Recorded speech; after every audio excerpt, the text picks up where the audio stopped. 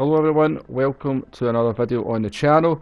It's Monday morning, so that means it is time for another GT Sport Daily Race strategy guide. And this time we are heading to an old familiar combination. It is Group 1 cars at Circuit de la Sarthe, better known as Le Mans. Fuel at times 5, tyre wear at times 11, and we have only the choice of the racing hard tyre. And anyone who has been playing GT Sport for any length of time will be familiar with this combination. Group 1 at Le Mans is also the exact same settings that we always get, and because it's the exact same settings, that means that there is only really one competitive car, and it is the car that's on the screen at the moment. The car is the Toyota TS050 Group 1 hybrid car, and this car, if you want to be competitive, that is really the only car to pick, because with fuel at times 5, most Group 1 cars are fuel limited except for this one, which can pretty much run flat out for the entire 5 laps without any kind of fuel saving. You may just have to occasionally just keep an eye on it, but as you're about to see on the screen here, I have set up a race with the same settings. So we have the fuel at times 5, we're in the Toyota, we're coming to the end of lap 1, I have not fuel saved at all on this lap, and as we come into the last couple of chicanes, you'll see that the fuel is going to be absolutely in line with what we need.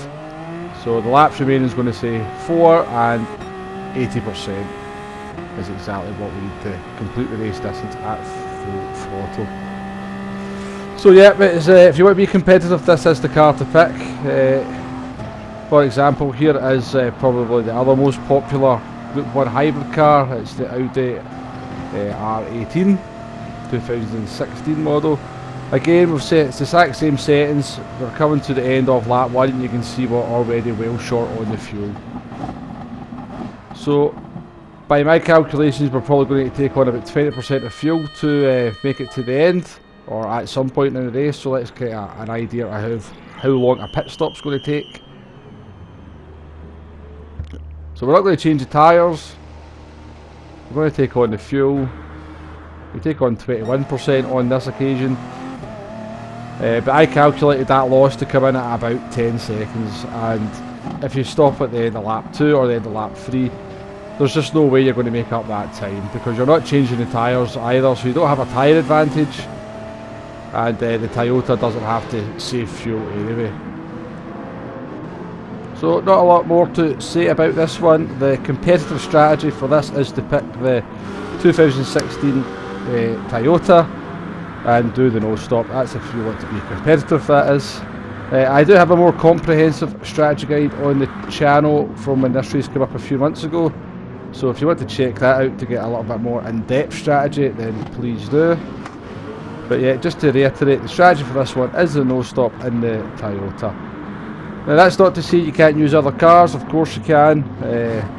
You can, of course, fuel save your way around the track and make the fuel last, but you're certainly going to be giving up some lap time that the Toyota doesn't have to do. I know a lot of people like to use the Group C cars in this race, just to sort of try and upset the apple cart a little bit. At the end of the day, pick the car and that you have the most fun in to do the race. I'm just trying to give you, the most competitive strategy, and that is to pick the Toyota. So when I seen this was going to be the race for this week, I have to say I was a bit frustrated and annoyed, because I'm trying to put fresh content out of the channel. So an original combination for Daily Race C, something I could get my teeth stuck into and start working on some strategy, is what I was looking for. Not just a race that I've already covered and that everybody knows the strategy for anyway.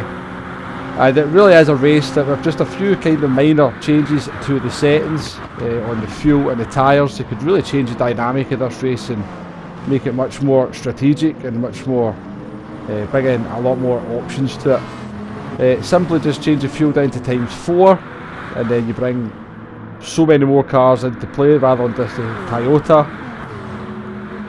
If you make it the medium tyres instead of the hard tyres, you start bringing a one stop versus a no stop possibly into play. So yeah, just a few simple clicks to the settings, they could really sort of made this a much more interesting race, and just a completely different race to what we're normally used to. But as it is, it will be very much a one-make race in many lobbies. But that's what we've got, that's what we have to deal with, so I guess we just have to get on with it.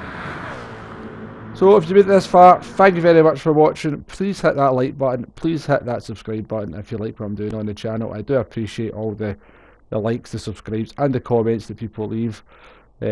Once again, thank you very much for watching, and I shall see you on the next one. Goodbye now.